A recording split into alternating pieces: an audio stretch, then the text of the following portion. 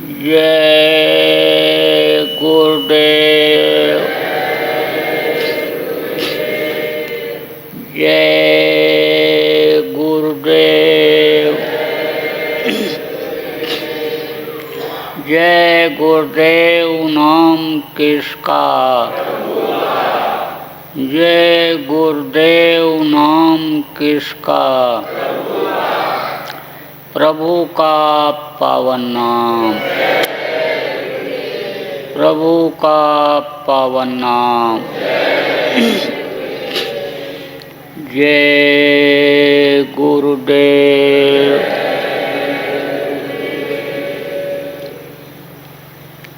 सर्वसमर्थ सर्वत्र स्मरणीय परम पूज्य गुरु जी महाराज, उपस्थित सभी साधक प्रेमियों, बच्चों एवं बच्चियों, आज 21 अप्रैल 2020 सायंकाल की बेला, साधन भजन का समय, उज्जैन आश्रम। यह मनुष्य शरीर 84 लाख योनियों में अंडज पिंडज उखमज जितने भी बने, अष्टावर जितने भी बने, अंडज पिंडज उखमज अष्टावर जितने भी बने, सब में श्रेष्ठ है, उत्तम है। और इसी में नहीं, 3 लोग 14 भुवन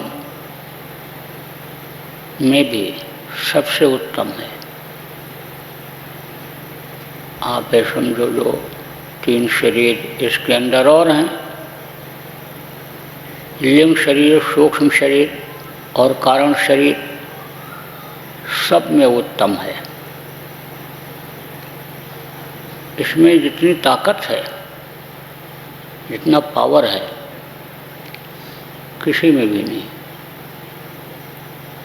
आप देखो, जितने भी महापुरुष ऋषि मुनि संत आए इस धरती पर लोगों के दुखों को दूर करने के लिए, तकलीफ़ों को दूर करने के लिए, सब लोग इसी मनुष्य शरीर में ही आए। मनुष्य से ताकतवर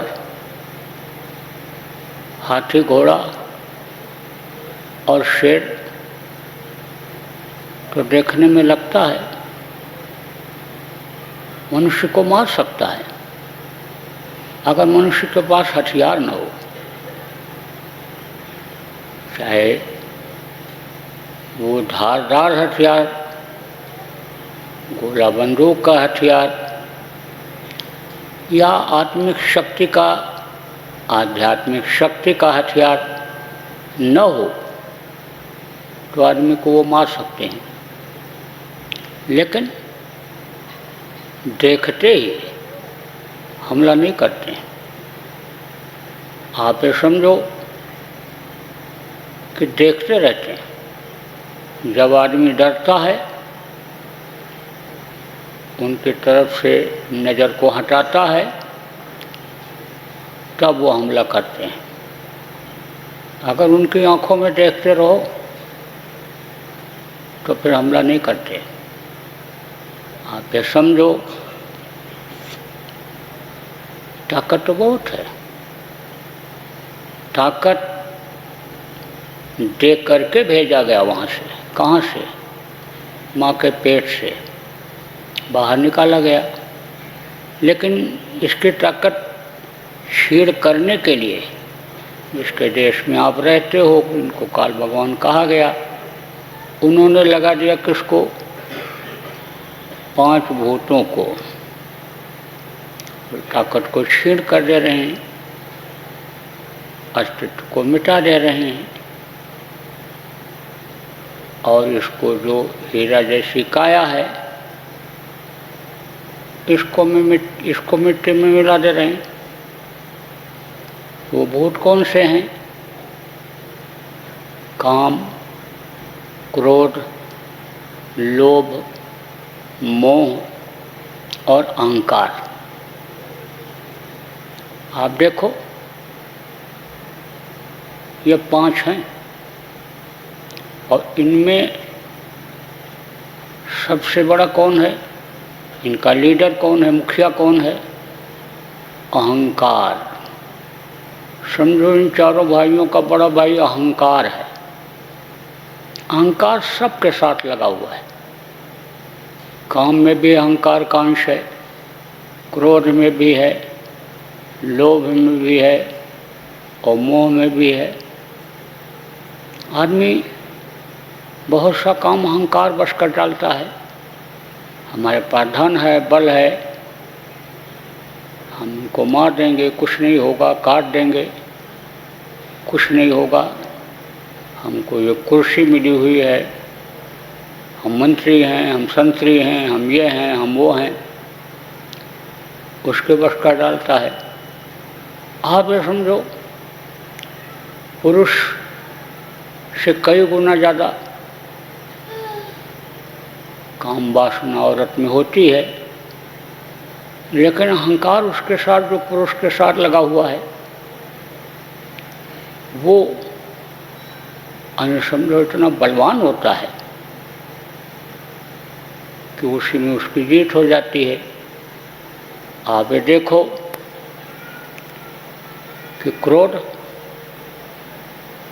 भी अहंकार ही पैदा करता है। आप ये समझो कि उसको प्रेरणा देता है, उत्प्रेरक का काम करता है। आप ये समझो उसमें समाता तो नहीं है, लेकिन उसको सहारा देता है।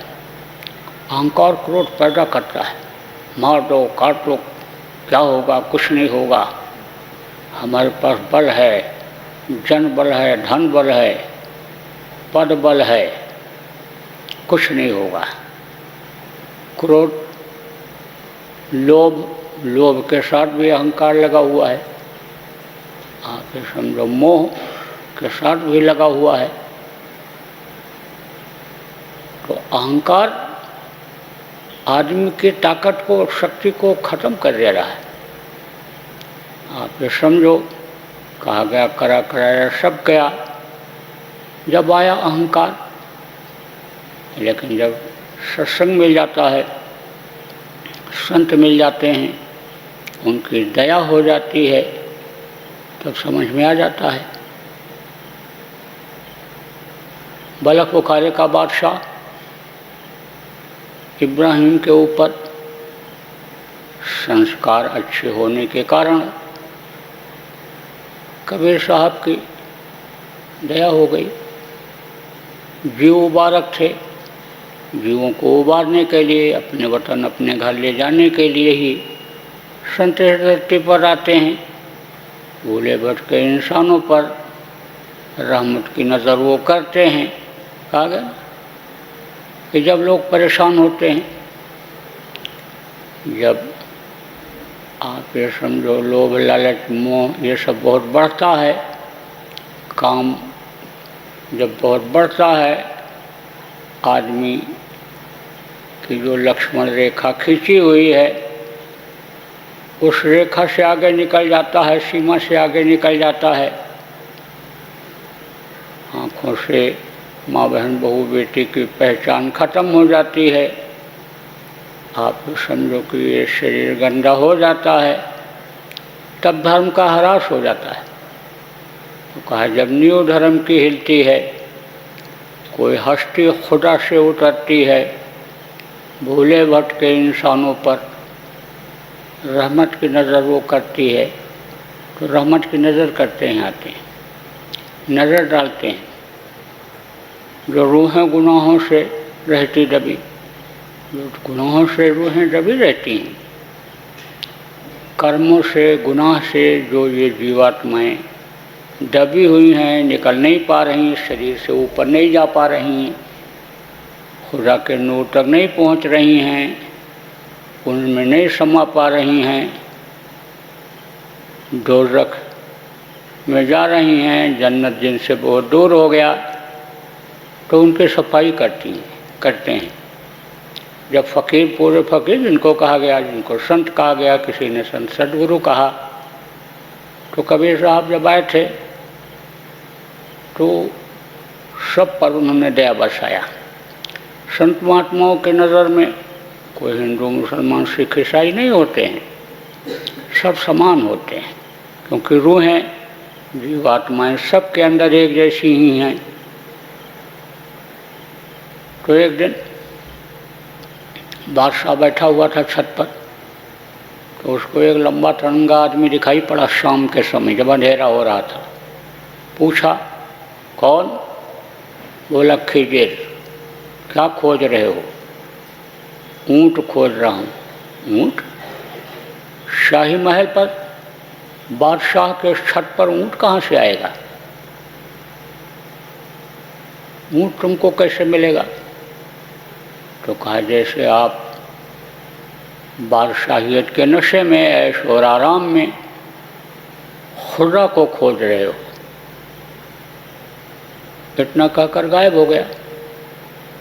बादशाह को रात में नींद नहीं आई, सोचता रहा कि इबादत तो करता हूँ लेकिन कबूल नहीं हो रही है। कबूल अगर होती तो उसका दीदार हो जाता, उसका दर्शन हो जाता। तो रियाज तो लगाता हूँ, रियाज तो करता हूँ, लेकिन दीदार नहीं हो पाता है। सोचता रहा। जब सपना आया तो सपने में देखा कि तेरे तो अंग अंग गुनहगार हैं। तूने तो बहुत से लोगों को मारा काटा, तूने तो रियाया का धन चूसा, तूने तो इस जिस्म से, शरीर से कोई मेहनत का काम किया नहीं। तू जो इबादत करता है, तेरी जिस्मानी मस्जिद, जो जीवों को मारा काटा खाया, उसकी वजह से गंदी हो गई, तो तेरी इबादत कैसे कबूल होगी? आँख खुली जब, सोचने लगा, कहा अब कीचड़ से निकलना चाहिए। इस कीचड़ में कैसे हमको सुकून शांति मिल पाएगी? जिस चीज़ की मैं खोज करता हूँ, खुदा की खोज कर रहा हूँ, खुदा का दीदार करना चाहता हूँ, कैसे मिल पाएगा? निकल पड़ा, पता लगाने लगा कि इस वक्त फ़कीर कौन है। पता लगाते लगाते किसी ने कहा, कबीर साहब फ़कीर हैं। क्योंकि प्रतिभा जो होती है वो छिपती नहीं है। आप देखो, गोबर में पड़ा हो, मिट्टी में पड़ा हो हीरा, तो वो तो चमकेगा ही, चमक तो छोड़ता नहीं है। लोगों को मालूम हो जाता है कि देखो हीरा यहाँ है। तो पता लगाते हुए पहुँचा काशी में। तो कबीर साहब जुलाहे का काम करते थे।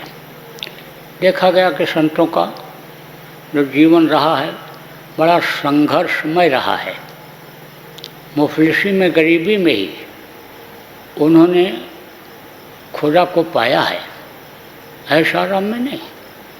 और ऐशा आराम की भी ज़िंदगी अगर देखने में रही तो उन्होंने उस चीज़ का अनुभव नहीं किया कि हाँ हमको ये चीज़ मिल रही है। कुछ भी मिला खाने को तो उससे पेट भरा, चाहे जिसको आप अच्छा कहते हो या ख़राब कहते हो, गरीबी का भोजन कहते हो या अमीरी का भोजन कहते हो। यहाँ सोने को मिल गया, सो लिया। तो अब आप पे समझो कपड़ा बुनते थे। तो बादशाह वहाँ पहुँचा, बादशाह के ड्रेस में था। बोला हम यहाँ रहना चाहते हैं, कोई इल्म लेना चाहते हैं। तो अंदर से खिंचाव तो हुआ ही था। जब तक अंदर से खिंचाव नहीं होता है तब तक जीव नहीं पहुँच पाता है। कहा ना, यह सरावत कठिनाई, बड़ी कठिनता होती है। चलते चलते आदमी रुक जाता है, कर्मा जाते नहीं आ पाता है। तो दया से ही खींचा था। बोले ठीक है रुक जाओ। अब जैसे वो रहते थे उसी तरह ये भी रहने लग गया। कहाँ मिलेगा वहाँ बढ़िया से बढ़िया भोजन, वो जो खाते थे वही खाने लग गया। तो शरीर की एक आदत होती है, एक आध दिन अखरता है। जो चीज़ खाता पीता है एक आध दिन अखरता है, नहीं मिलता है तो संतोष कर लेता है, फिर मन नहीं मांगता है। अच्छे बिस्तर पर सोता हो, एयर कंडीशन में सोता हो, एक आध दिन अन्य समझ लो 2 दिन अखरता है, कहीं बाहर जाओ तब, और फिर खुली हवा में सोने लगता है। पंखा की भी ज़रूरत नहीं, आदत बन जाती है। ऐसे ही आदत बन गई, सत्संग सुनता, सेवा करता। इक्का दुक्का जो लोग वहाँ सत्संग सुनने आते थे, वहाँ उनके घर के काम में हाथ बटाने लगते थे। बादशाह कहता था नहीं, मुझको सेवा करने दो। मैं जब सपना उसको याद आया, बराबर याद रहता था कि मैंने इन हाथों से बहुत पाप किया है, बहुत लोगों का कत्लेआम किया है। कहता था मैंने बहुत से कत्लेआम किया, इतना जब सेवा में करूँगा कि ये मेरे हाथ की रेखाएं घिस जाएंगी, तब मेरे गुनाह माफ़ होंगे। एकदम से छोटा बन गया। तो एक दिन लोई माँ ने कहा, कबीर साहब की जो पत्नी थी, कि इसको अब नाम बख्श दीजिए, नामदान दे दीजिए। उन्होंने कहा अभी नहीं, अभी ठहर करके नामदान के लायक ये बन जाए। बोले अब और कैसा लायक बनेगा, मैं तो देख रही हूँ कि इसके अंदर सारे गुण आ गए, नामदान लेने के, छोटा बन करके सब कुछ लेने के, और वो दौलत, रूहानी दौलत हासिल करने के सारे गुण आ गए इसके अंदर। बोले अच्छा, तो सुबह जब ये उधर शौच के लिए, लेटरिन के लिए जाने लगेगा, तब तुम थोड़ा सा कूड़ा छिप करके इसके ऊपर से डाल देना। तो उनके घर के किनारे से ऐसे जाता था बादशाह। लेटरिनें तो बनी नहीं रहती थी उस समय, लोग जंगल में जाते थे, लेकिन ऐसे छोड़ करके नहीं चले आते थे। तरीका होता था, गड्ढा ऐसे खोद करके और उसी में लेटरिन किया और मिट्टी डाल दिया, पता भी नहीं चला। ज़्यादातर लोग अपने खेतों में जाते थे, जिनके पास ज़मीनें रहती थीं, तो उससे और क्या होता था, उपजाऊ शक्ति बढ़ जाती थी। बहुत से देखो अपने खेतों में गाय बैल बांधते थे, ऐसे ही बाड़ा बना रखते थे, वो खेत उपजाऊ हो जाता था। अब वो जो उपजाऊ शक्ति खेत के अंदर रहती थी, उसमें जो अन्न पैदा होता था वो निरोगी होता था। जब से ये खाद और कीटनाशक दवाएं चली, तब से उसी पौधे पर और पौधे में लगे हुए अन्न पर उसका असर आया, और उसको खाने से मनुष्य का शरीर रोगी होने लग गया। तो शौच के तरफ जब जाने लग गया, शौच करने के लिए जाने लग गया, तो लोई माँ ने कूड़ा ऊपर से डाल दिया। जब देखा कूड़ा, हमारे शरीर के ऊपर कूड़ा डाल दिया, तब नाराज होकर के बोला, ये ऐसी जरूरत किसकी हुई है?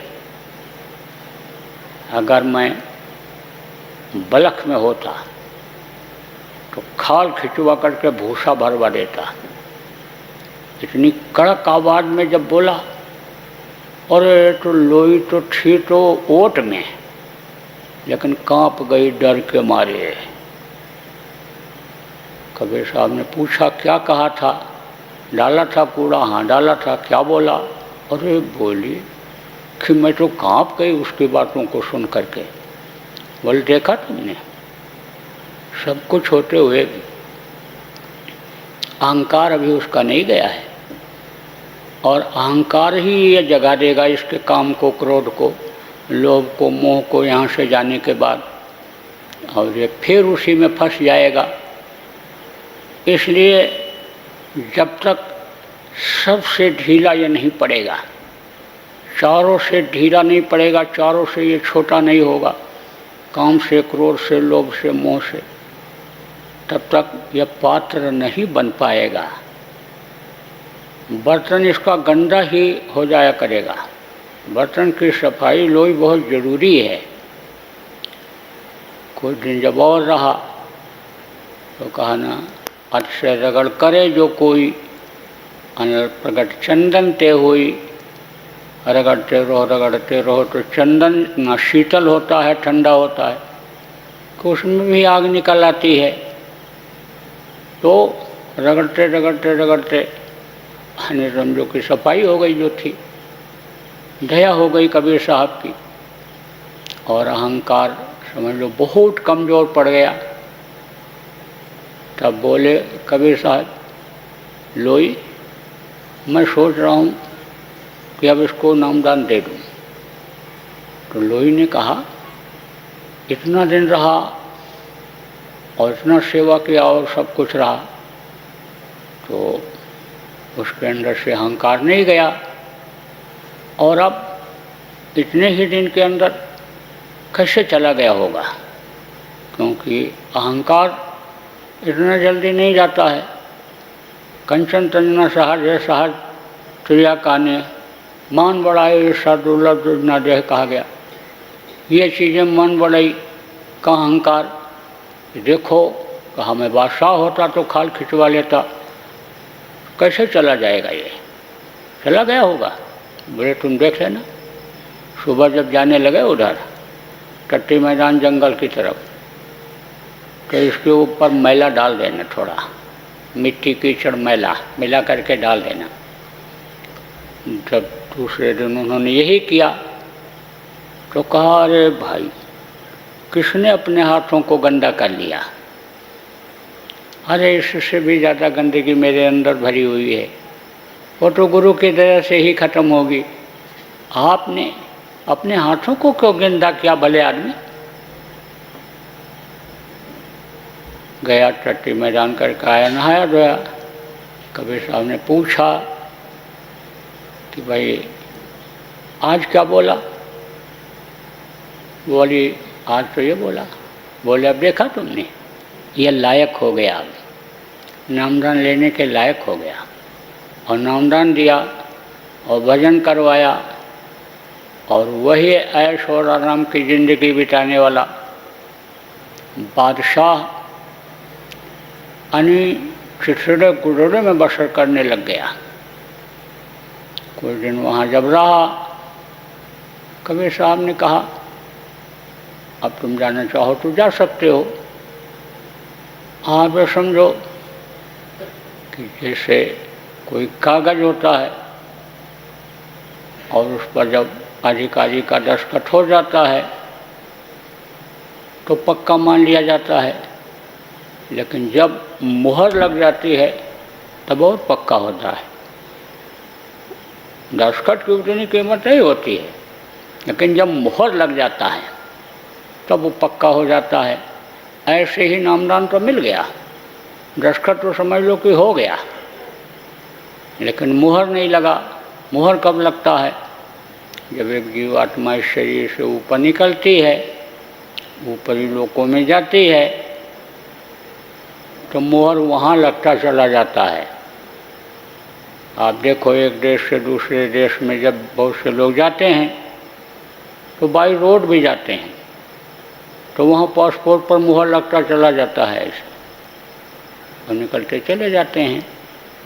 जब वीज़ा रहता है, वीज़ा क्या होता है, गुरु का दिया हुआ वही नाम वही वीज़ा होता है, वो दिखाता चला जाता है, गुरु की दया आगे बढ़ाती चली जाती है, तो मुहर लग जाता है।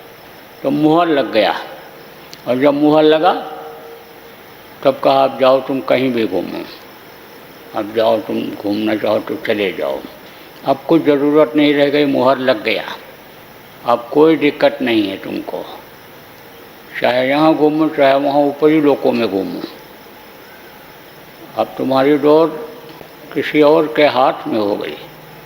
अब तुम्हारे चाहने पर भी समझो कि अब तुम इस शरीर से नहीं कर पाओगे। जब तन और मन और धन तुमने गुरु को दे दिया और गुरु उसके मालिक बन गए, तो अब गुरु उस पर कंट्रोल करेंगे सब। तुम्हारे काम क्रोध लोभ मोह सब पर अब कंट्रोल करेंगे। मोहर लग गया, अब किसी का असर नहीं होगा। जैसे मोहर लग जाता है तो कहते हैं कि भाई अब इसको तो कोई ज़रूरत नहीं, इसको जाने दो। चपरास लटक जाता है तो चपरासी को हर जगह जाने देते हैं। स्टार लग जाता है, IPS IAS, तो जब स्टार लग गए तो IPS वर्दी वाले को कोई रोकता है? अधिकारी हैं ये।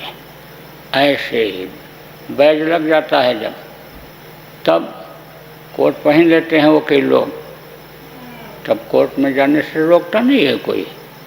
ऐसे ही तो निकल पड़ा वहाँ से। तो गया, नदी के किनारे बैठा हुआ, गुडरी सिल रहा था, वहीं पर अपना रहने लगा, भजन करने लग गया। तो उसका जो वजीर था इब्राहिम का, उधर घूमता हुआ गया, देखा एक बुड्ढा दाढ़ी वाला बैठा हुआ है। दाढ़ी बढ़ गई थी, बाल बढ़ गए थे, कपड़े फटे हुए थे, लेकिन कहते हैं गुडरी में हीरा होता है। उसी गुडरी को जो पहने हुआ था उसी में उसका चेहरा ऊपरी लोगों के तेज से, प्रकाश से, यानी समझो प्रकाशमान हो रहा था। क्योंकि वहाँ तो आप समझो कि अंधेरा है नहीं, ये तो अंधेरा यहाँ है, आप समझो दोनों आँखों के नीचे अंधेरा है, ऊपर अंधेरा नहीं है।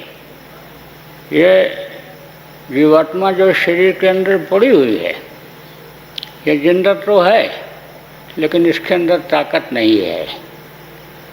आप समझो कि ये ताकत क्षीण हो गई, शक्ति क्षीण हो गई इसकी।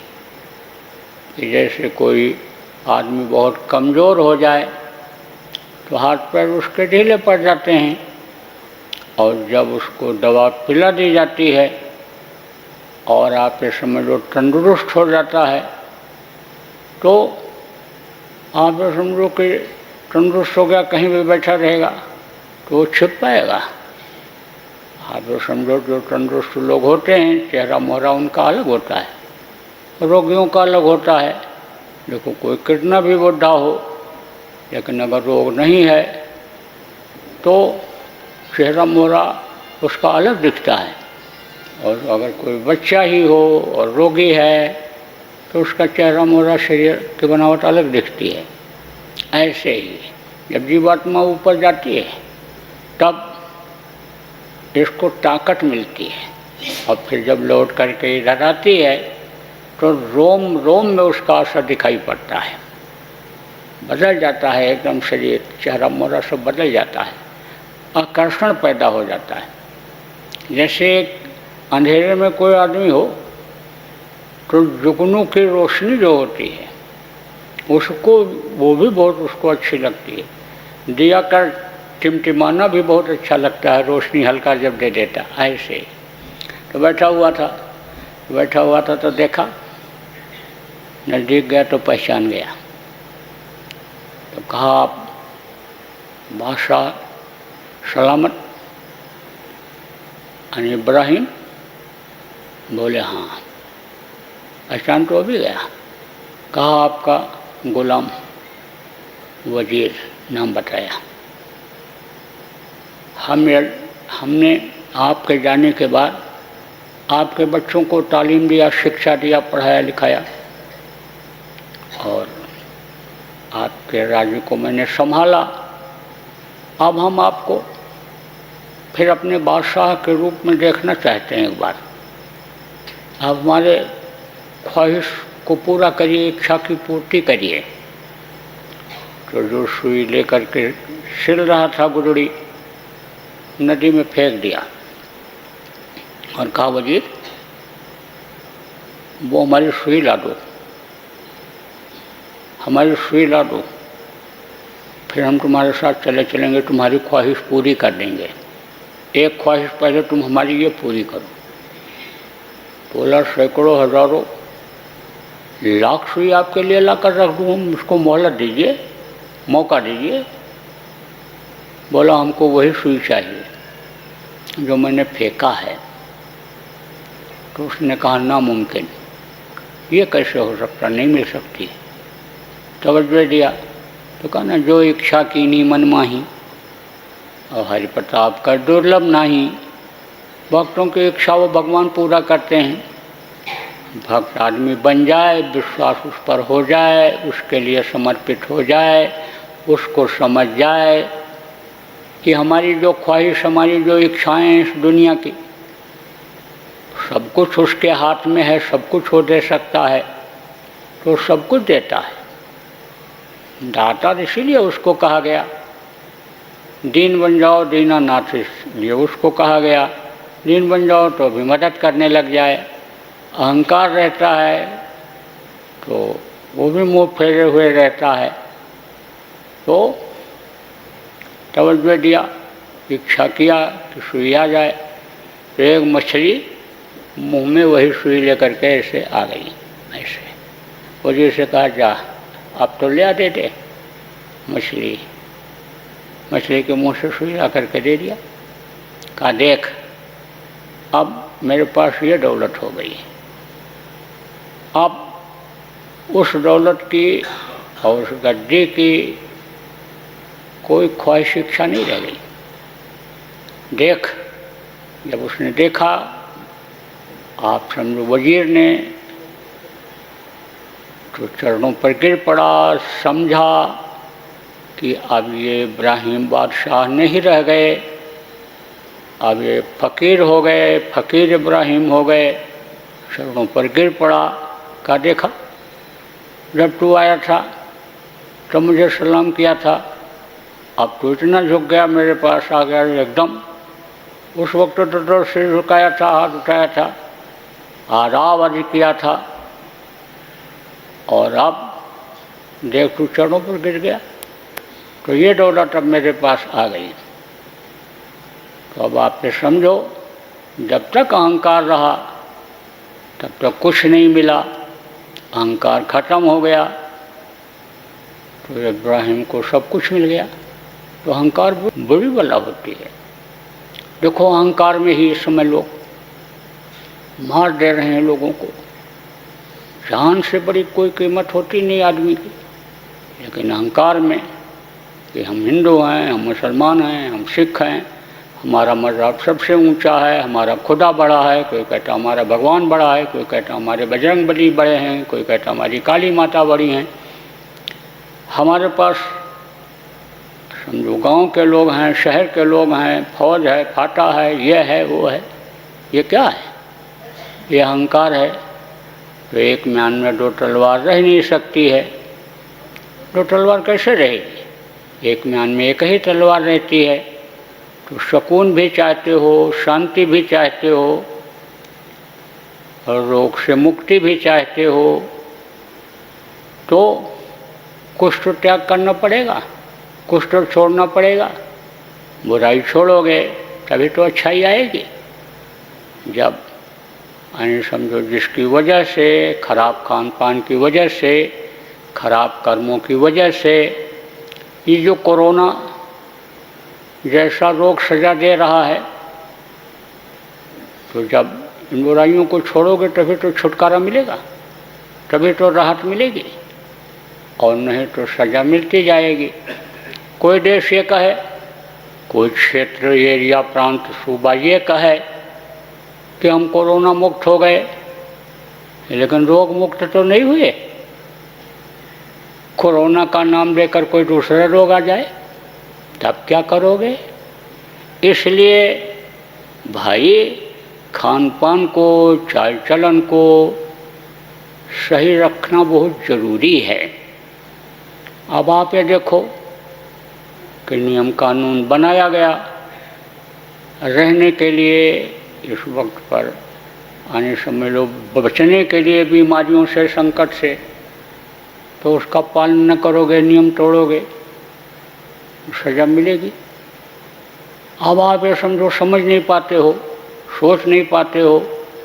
मान लो कोई कर्मचारी है, मेडिकल टीम जिसको कहते हो, जो जांच करता है, उससे जब भोगोगे और मान लो आपके अंदर रोग है, तो आज नहीं कल तो असर करेगा ही। जाओगे, कहाँ जाओगे? हित मित्र के पास जाओगे, रिश्तेदार के पास जाओगे, यानी उसको भी हो जाएगा। जब ऐसा कर्मों की सज़ा दे रहा है वो कुदरत, तो उसको भी हो जाएगा। तो कहाँ आपकी आत्मीयता रह गई उसके लिए? कहाँ आपका फर्ज रह गया? अब यह नियम बना हुआ है कि भाई एकांत में रहोगे और थोड़ा बहुत बचने का तरीका जो ये सरकार बता रही है उससे बच जाओगे। आप ये समझो कि अगर जेल में बंद कर दिए गए तो समझ लो यहाँ से तो ज़्यादा वहाँ तकलीफ़ होगी। यहाँ तो आप चिल्लाओगे कि भाई मच्छर काट रहे हैं, तो कोई नीम की पत्ती ला करके जला देगा, धुआं निकलेगा, मच्छर निकल जाएंगे। लेकिन जेल में कौन जलाने देगा आग? तो ऐसे ही समझो कि आगे तकलीफ ज़्यादा ना आवे, उसके लिए नियम कानून का सबको पालन करने की ज़रूरत है। आपको तकलीफ़ है, आप बता दीजिए, दवा ले लीजिए। आप ये समझो उपाय बहुत से हैं, निकल रहे हैं, मैं भी दवा खोज रहा हूँ। और जब विश्वास लोगों को हो जाएगा कि क्या ये भी दवा फ़ायदा कर सकती है, तब बताया जाएगा, करके देखना, और अगर फ़ायदा होता है, लाभ होता है तो अपना लेना। क्योंकि मैं तो कोई, आप तो समझो MBBS MD और ये जो सर्जन और ये जो डॉक्टर होते हैं वो तो डॉक्टर हूँ नहीं।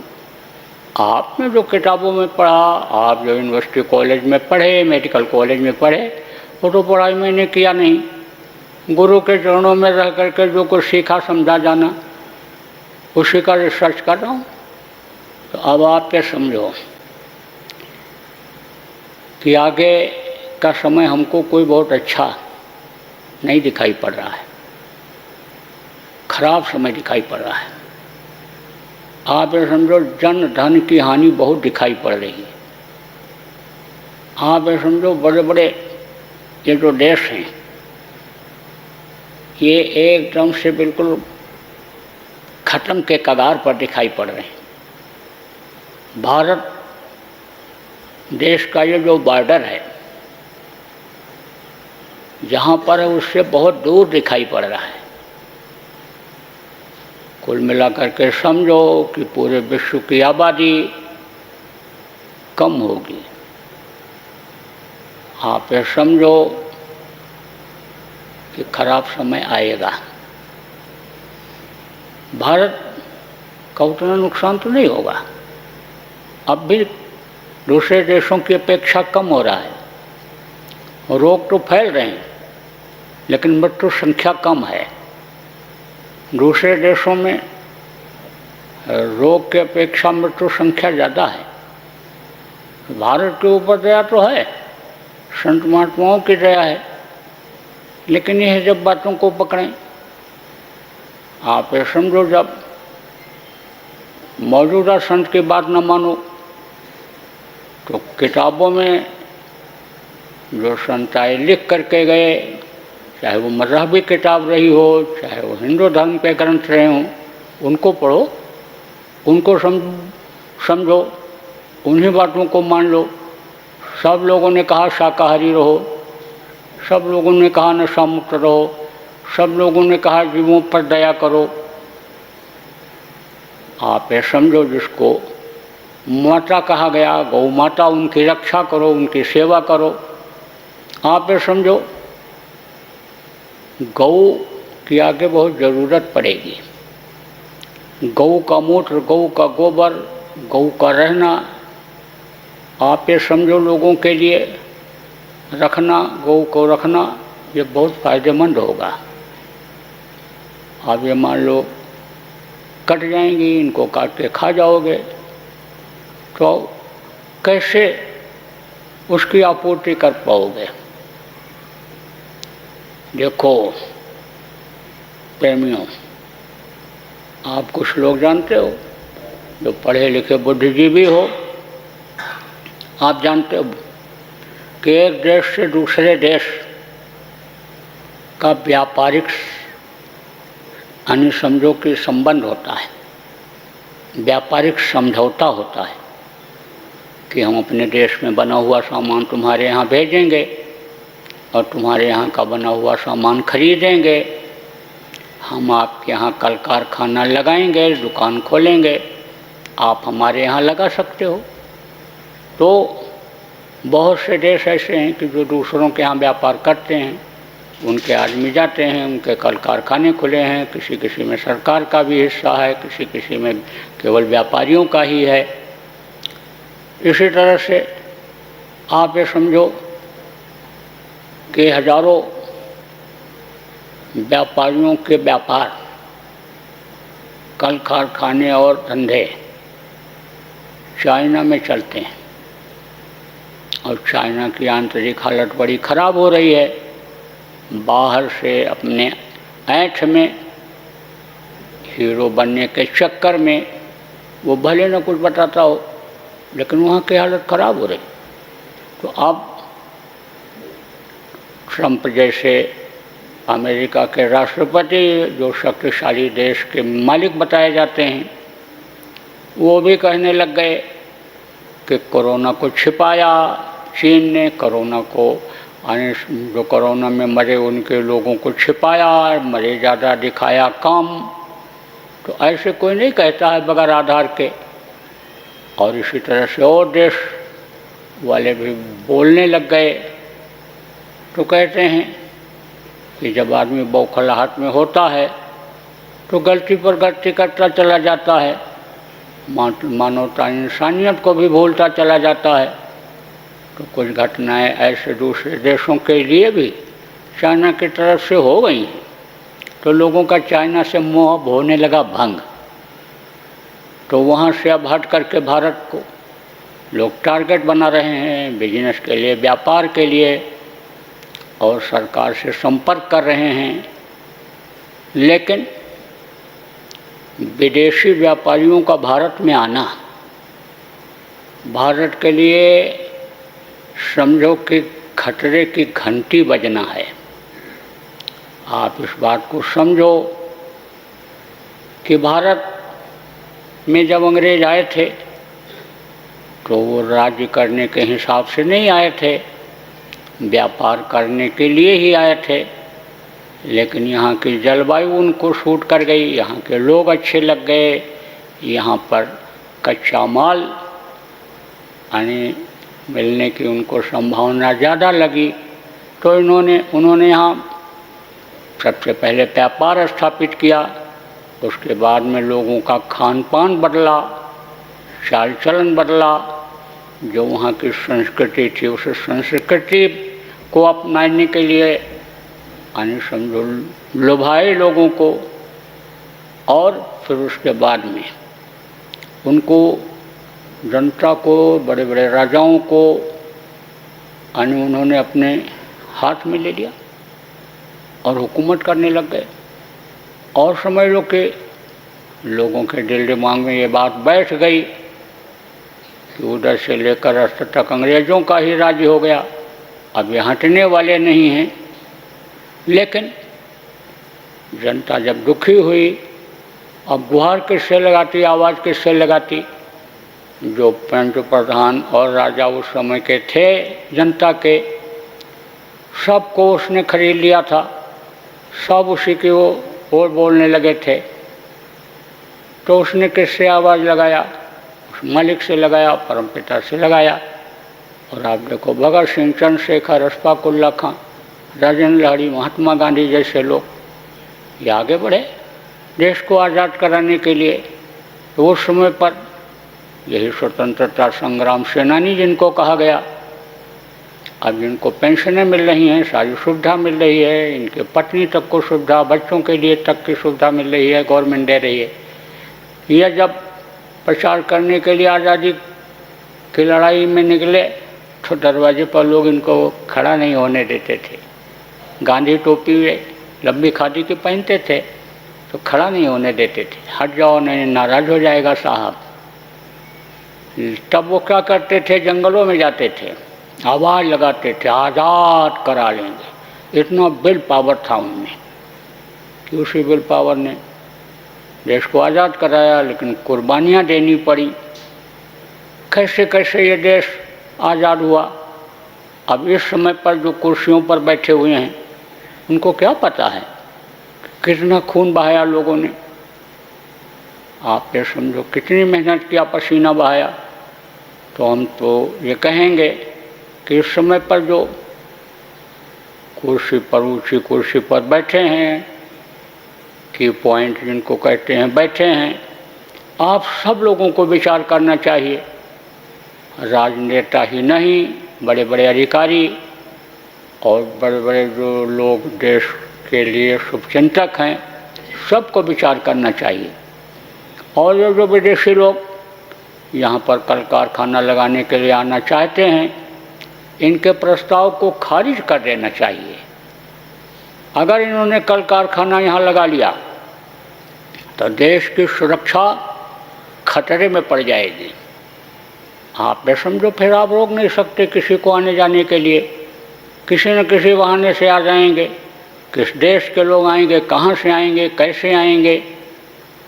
और अगर उन्होंने की पॉइंट पर बैठे हुए बड़े बड़े अधिकारियों को लालच दे दिया,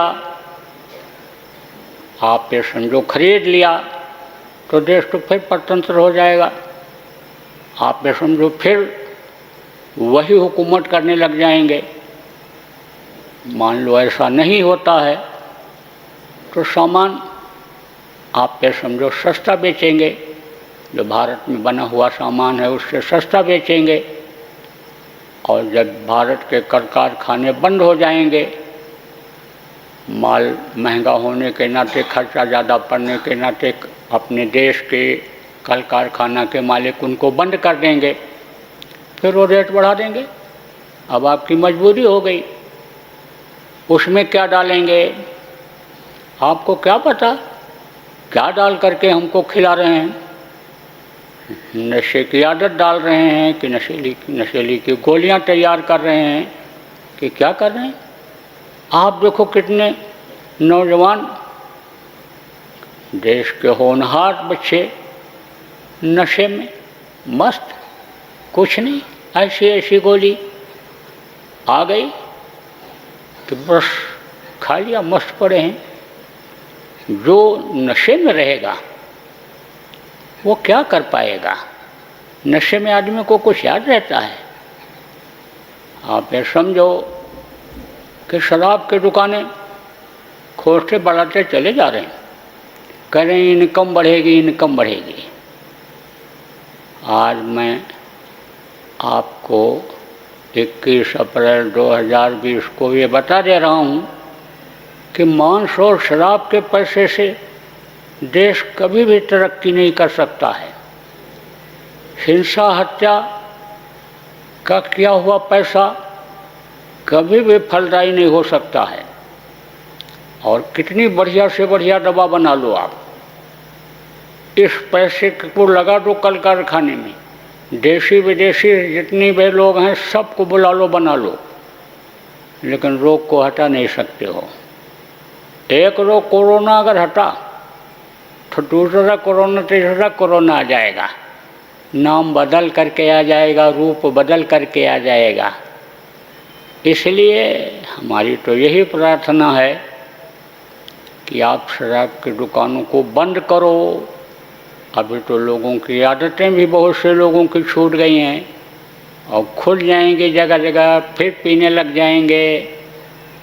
अब जब पी करके मरेंगे, पी करके जब एक्सीडेंट करेंगे तो आपका और पैसा खर्चा होगा। आप तो कहोगे हम इनकम बढ़ा रहे हैं, इनकम बढ़ा रहे हैं, लेकिन इनकम क्या बढ़ेगा, उसमें फिर खर्च करना पड़ जाएगा जो ये इनकम बढ़ेगा। आप कितना भी राशन बांटोगे और शराब की दुकान खुली जब दिखाई पड़ जाएगी शराबी को तो राशन बेच करके शराब पी जाएगा। अब आप ये समझो कितना भी आप राशन बांट दो, कितना भी सुख सुविधा उनके बच्चों के लिए दे दो, बच्चे वैसे को वैसे रोते रह जाएंगे। तो क्या राजा का यही धर्म होता है? प्रजा के पालने का यही तरीका होता है? हम तो यही प्रार्थना कर रहे हैं, चाहे प्रांत की सरकार हो, चाहे देश की सरकार हो, चाहे ये जो अधिकारी प्रस्ताव पास कराने के लिए प्रस्ताव बनाते हैं, ये नियम बनाते हैं, ये मंसूबा बनाते हैं, सबसे हमारी यही प्रार्थना है कि आप शराब के दुकानों को बंद ही कर दो। आप देखो भारत देश में ही तो एक बिहार प्रांत भी है, वहाँ के शेरे दिल मुख्यमंत्री ने शराब बंद कर दिया, वो भी प्रांत चल रहा है। वहाँ कौन सा अन्य समय लोग की नुकसान हो गया, और जहाँ बहुत शराब की बिक्री हो रही कौन सा तरक्की कर गया, बल्कि और वहाँ नुकसान ज़्यादा हो रहा है। तोड़ फोड़ हत्याकांड अपराध और भ्रष्टाचार ये ज़्यादा करते हैं पी करके। तो शराब को तो बंद ही कर देना चाहिए। और जीव हत्या ये जो हो रही है, इस जीव हत्या को भी आप बंद करो। आप ये समझो नहीं, इतना वायरस बढ़ेगा कि कंट्रोल कर पाना बहुत मुश्किल हो जाएगा। अभी से हारने लग गए, यही सेवा करते करते काम करते करते अभी से हारने लग गए, डरने भी लग गए, क्योंकि इनको भी रोग होने लग गया। तो आगे चल कर के आपकी उम्मीदें यानी रखी ही रह जाएंगी, पानी फिर जाएगा। इसलिए बात को मान लेना चाहिए। तो आप समझो कि हम तो आज यही कहेंगे कि विदेशी लोगों को यहाँ व्यापार करने के लिए बुलाना, कल कारखाना लगाने के लिए बुलाना, ये देश की जनता के, देश के कर्णधारों के लिए अच्छा नहीं होगा। बोलो जय गुरुदेव। बराबर प्रेमियों जय गुरुदेव नाम बोलते रहना और लोगों को बुलवाते रहना। इस समय का जीता जगाया हुआ, जीता जागता प्रभु भगवान का नाम है।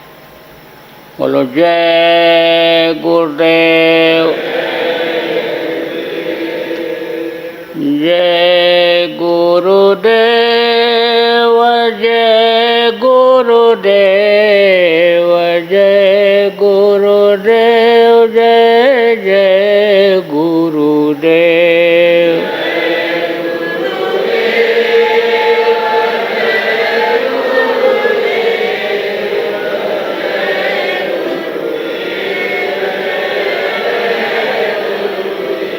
जय गुरुदेव, जय गुरुदेव, जय गुरुदेव, जय जय गुरुदेव।